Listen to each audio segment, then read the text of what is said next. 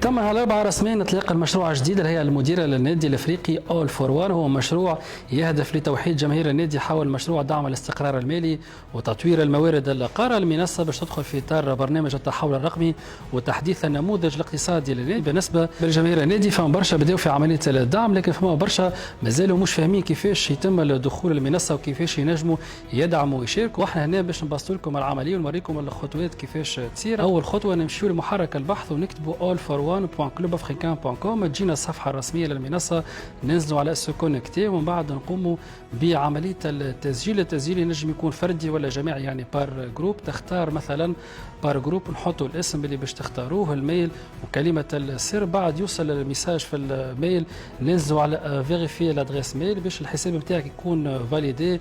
بعد يولي فاليدي تنجم تدخل تشوف البروفيل نتاعك. اول حاجه نلقاو لي بروجي، نمشيو فواغ ديتاي، تلقى الهدف المالي للمشروع، عدد الاحباء اللي دعموه وقداش وصل الدعم والتفاصيل الكامله للمشروع، وين باش تصرف الفلوس. نلقاو زاده تصاور الفيديوهات وركن خاص بالاسئله المذكره من قبل الاحباء، نلقاو الاجابات عليهم. تنجم زاده تشوف المباريات الكل في جميع الفروع. تنجم تشتري تذاكر دعم افتراضيه، مثلا هنا ندخل لمباراتنا مع مستقبل جابس، تلقى تفاصيل المقابله، عدد التذاكر اللي تباعت، كيف المبلغ اللي دخل النادي حتى لتوا. نلقاو زاده ترتيب افضل الاحباء الداعمين. نجم زاده تضيف المنصه كتطبيق في التليفون كي لابليكاسيون، جوست تنزل على اجوتي على ليكرون داكوي وتولي المنصه موجوده في تليفونك.